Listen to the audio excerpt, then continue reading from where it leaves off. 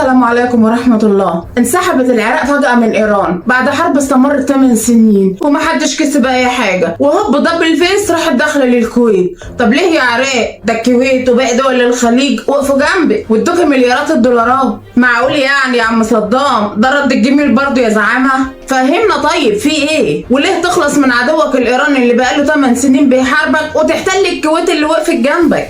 اكيد في سبب، ما هو مش منطق بصراحه رد الفعل ده. وقبل ما نقول ليه صدام عمل كده احب اقول لكم ان في فيديو في القناه هيظهر لكم فوق في علامه الاي، وده كان حرب الخليج الاولى بين ايران والعراق، واللي هنتكلم عنه النهارده هي حرب الخليج الثانيه اللي هي بين الكويت والعراق، او بمعنى اصح بين العراق والائتلاف اللي اتكون عشان يدافع عن الكويت. اصل لسه في حرب الخليج الثالثه، ما هي ظبطت بقى، ويا رب العدد يقف على كده وما يبقاش في حرب الخليج الرابعه. اهلا بيكم، انا نورة عجلان وانتوا دلوقتي في بنك العلم. اتمنى لو استفدتوا اي معلومه من الفيديو ده تدعموني بلايك وكومنت، ما تنسوش تشتركوا في البنك عشان رصيدنا العلمي يزيد. العراق بعد ما انسحبت فجأة من إيران في أول أغسطس سنة 1990 لفت فجأة وضربت الكويت. طب ادي فرصة لقواتك ترتاح يا زعامة، مثله الأعلى جاب الجنود من اليمن على فلسطين. يلا أهو التاريخ بيعيد نفسه. العملية العسكرية اللي شنتها العراق على الكويت خدت يومين بس، وانتهت باستيلاء القوات العراقية على كامل الأراضي الكويتية في 4 أغسطس، وتم تشكيل حكومة سورية مؤقتة في الكويت باسم جمهورية الكويت، وفي الأعراف السياسية بيسموها في الحالة دي الدولة الدمية، اللي هي تبان حكومة دولة مستقلة، وده واضح من اسمها دمية يعني لعبة. ودي كانت بقيادة ضابط كويتي سابق في الجيش الكويتي وهو العقيد علاء حسين، واستمرت 4 أيام بس، من 4 أغسطس لحد 8 أغسطس 1990. ويوم 9 أغسطس 1990 أعلنت العراق ضم الكويت للعراق وإلغاء جميع السفارات الدولية في الكويت. وهنا السعودية اتدخلت وادت للكويت مباني في الطائف، وتشكلت الحكومة الكويتية في المنفى على أرض السعودية، لأن أمير الكويت الشيخ جابر الأحمد الصباح وولي العهد الشيخ سعد العبد الله الصباح وكتير من الوزراء وأفراد القوات المسلحة الكويتية كلهم كانوا في السعودية. طب إيه بقى أصل الحكاية؟ أقول لك يا سيدي، خلال حرب العراق وإيران الكويت والسعودية دعموا العراق اقتصاديا، ووصلت حجم المساعدات الكويتية حوالي 14 مليار دولار. والعراق بقى كان عاوز يسدد الديون دي وفي نفس الوقت يرفع اقتصاده اللي وقع بسبب الحرب عن طريق رفع اسعار البترول. طب وهتعلي سعر البترول ازاي يا ابو عدي؟ قال لك هنقلل انتاج منظمة اوبك للبترول وبكده يقل في السوق فسعره يعلى، منطق تجاري برضه. وراح صدام متهم الكويت والامارات برفع نسبة انتاجهم من البترول بدل ما يخفضوه. طب الكويت والامارات عملوا كده ليه وزودوا انتاجهم بقى؟ لا ابدا، عشان يعوضوا خسائرهم اللي نتجت عن وقف التصدير للبترول بسبب حرب العراق وايران واحتراق ابار البترول بتاعتهم، يعني بسبب حربك انت وايران يا عم صدام. فلما هم زودوا الانتاج بقى سعر البترول في النازل من 18 دولار للبرميل ل 10 او 12 دولار للبرميل، لانه وقتها بلغ معدل انتاج الكويت للبترول سنة 1989 مليون و800 الف برميل يوميا، وده اعلى من حصتها الانتاجيه المتفق عليها في اوبك، لان هي حصتها كانت مليون و100 الف برميل يوميا. وصدام طلب اجتماع عاجل لجامعه الدول العربيه وقتها برئاسه عصمت عبد المجيد في شهر مايو سنه 1990، واتهم الكويت بالافراط في تزويد السوق العالمي بالبترول، وده خلى اسعار البترول تنخفض عالميا. واتهمها كمان انها بتاخد حق باقي اعضاء منظمه الاوبك في الانتاج حسب الحصص المخصصه لكل دوله. كمان الانتاج ده كان بيخسر العراق 14 مليار دولار سنويا، منها شويه في الحرب ومنها شويه بسبب ان الكويت مزوده انتاجها. بس بقى احصائيات منظمه اوبك قالت ان في 10 دول ومن ضمنهم العراق اللي هي بتشتكي ما كانتش ملتزمه بحصص الانتاج برضه، وبرغم كده الكويت والامارات وعدوا بالالتزام بحصص الانتاج المقدره ليهم. الكلام ده في 10 يوليو 1990، وفعلا الكويت في 26 يوليو 1990 صرحت انها خفضت انتاجها من البترول لمستوى حصص منظمة اوبك. بس الكلام ده ما اقنعش صدام، وبدأت الأحداث تتصاعد من ناحية النظام العراقي، وبدأت العراق تتهم الكويت إنها بتعمل أعمال تنقيب غير مرخصة عن البترول في الجانب العراقي من حقل البترول اللي في الرميلة، وده حقل مشترك بين الكويت والعراق. والكويت بقى ما قالتش كمية البترول اللي هي استخرجتها من حقل الرميلة، بس العراق قدرت قيمته ب2.5 مليار دولار. وقتها صدام حسين قال إن الحرب العراقية الإيرانية اللي استمرت 8 سنين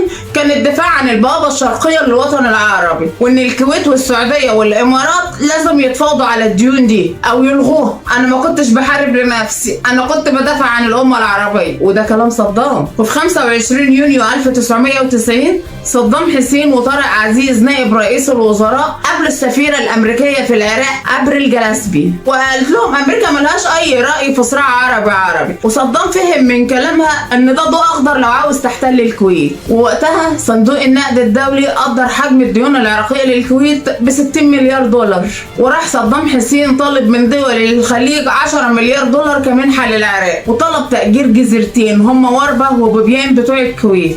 وكل الجهود الدبلوماسية فشلت إنها تخفف حدة التوتر ده خالص، لأن في شهر يوليو سنة 1990 تم عمل اجتماع في مدينة جدة بين وفد كويتي برئاسة الشيخ سعد العبد الله السالم الصباح ووفد عراقي برئاسة عزة الدوري. وكانت نتيجة الاجتماع ده موافقة الكويت منح العراق 9 مليار دولار، وتبرع الملك فهد بن عبد العزيز ب10 مليار دولار للعراق، بشرط ان يتم ترسيم الحدود بين الكويت والعراق دوليا قبل دفع اي مبلغ. وطلب الكويت ده جه بعد ما العراق رسمت الحدود وعملت المعاهدات والتسويات بين السعودية والأردن، وأجلت عقد أي معاهدات مع الكويت عشان تستخدم الطلبات دي كوسيلة ضغط أثناء التفاوض. وكان من نتائج حرب العراق وإيران تدمير موانئ العراق على الخليج العربي، وده شل حركة تصدير العراق للبترول من الموانئ دي.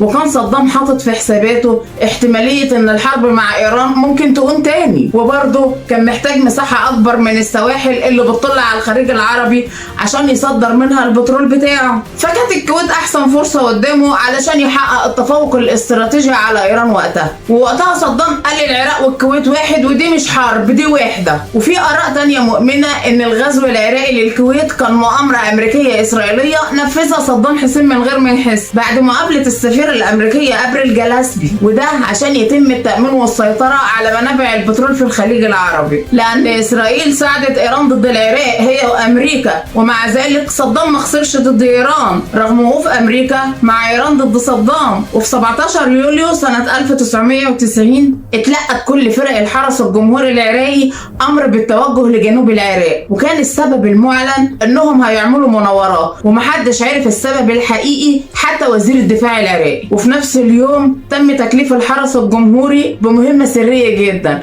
وهي احتلال الكويت، وما تحددش يوم للهجوم ولا ساعته الا يوم الخميس 31 يونيو، وتحدد تاريخ الهجوم انه يكون يوم السبت 2 اغسطس الساعة 4 الفجر، والساعة 2:30 فجر يوم السبت 2 اغسطس امر صدام حسين بالهجوم. وعلى اخر يوم 2 اغسطس كانت القوات العراقية سيطرت على معظم الاراضي الكويتية. وبعد كام ساعة من اجتياح العراق للكويت طلبت الكويت وامريكا عقد اجتماع طارئ لمجلس الامن، وتم تمرير قرار مجلس الامن الدولي رقم 660 واللي شجب وندد وطالب بانسحاب العراق من الكويت. وفي 3 اغسطس عقدت جامعة الدول العربية اجتماع طارئ وقالت نفس كلام مجلس الامن. وفي 6 اغسطس اصدر مجلس الامن قرار بفرض عقوبات اقتصادية على العراق. بعدها برضه السعودية خافت قوي من احتمالية حدوث اجتياح لاراضيها، والاحتمالية دي بقى سخنت الاحداث جدا وسرعت كمان من الاجراءات، وعملت التحالفات علشان تمحي كل البترول بتاعتها، لان العراق لو سيطر عليها كانت هتبقى لها عواقب وخيمه جدا ما كانش الغرب هيستحملها. كان ساعتها العراق هيتحكم في بترول الخليج كله. يا ريته كان عملها. اشتركتوا ولا لسه؟ اتمنى ما تنسوش. المهم وقتها صدام حسين ضاف كلمه الله اكبر على العلم العراقي عشان يطفي الطابع الديني على الحمله دي، ودي كانت محاوله منه عشان يكسب الاخوان المسلمين وبالمره يكسب المعارضين السعوديين معاه من باب عدو صديقي. وزاد حجم الطابع الديني ده في الحملات الدعائيه ضد السعوديه لما بدات القوات الامريكيه تخش علشان تدافع عن السعوديه ضد العراق. العراق. في الأول جورج بوش الأب قال إن الهدف من الحملة هو منع القوات العراقية من اجتياح الأراضي السعودية، وسمى الحملة دي عملية درع الصحراء. وبدأت القوات الأمريكية تدخل السعودية يوم 7 أغسطس 1990، وفي نفس اليوم اللي أعلن فيه صدام عن ضم الكويت واعتبارها جزء من العراق وأطلق عليها المحافظة رقم 19، وصل حجم الحشود العسكرية في السعودية ل 500,000 جندي. وصدرت سلسلة من قرارات مجلس الأمن والجامعة العربية، وكان أهمها قرار مجلس الأمن الدولي رقم 678، وده صدر يوم 29 نوفمبر 1990، وحدد لصدام تاريخ 15 يناير 1991 موعد نهائي عشان ينسحب من الكويت، وإلا فقوات الائتلاف هتستعمل كل الوسائل الضرورية علشان تطبق قرار مجلس الأمن الدولي رقم 660. هو مجلس الأمن ده فين دلوقتي من اللي بيحصل؟ المهم اتشكل الائتلاف العسكري من 34 دولة ضد العراق علشان ينفذوا قرارات مجلس الأمن الخاصة بانسحاب القوات العراقية من الكويت بدون أي قيد أو شرط. تقولش يا أخويا يهودي وقع وسط العرب وكلام ليك يا جارة، ما العرب كانوا بيعرفوا يتجمعوا اهو، ولا لازم ماما تقول كلمتها؟ وبدأ العراق وقتها محاولات إعلامية علشان يربط مسألة اجتياح الكويت بقضايا الأمة العربية، وقال لك بقى إن أي انسحاب عراقي من الكويت لازم يصاحبه انسحاب سوري من لبنان وانسحاب إسرائيلي من الضفة الغربية وقطاع غزة وهضبة الجولان. الدولة العربية ساعتها اتقسمت لطرفين في موضوع حرب تحرير الكويت ده، دول اتحفظت في موقفها وما خدتش أي موقف، وهي الجزائر وتونس ومنظمة التحرير الفلسطينية وموريتانيا والسودان وليبيا، ودول ساندت الكويت وقامت بالمساعدة، وهي السعودية والإمارات والبحرين وقطر وعمان وسوريا والمغرب ومصر. استمر الاحتلال العراقي للكويت 7 شهور، وانتهى الاحتلال بتحرير الكويت في 26 فبراير 1991 بعد حرب الخليج الثانية. وبس كده، والسلام عليكم.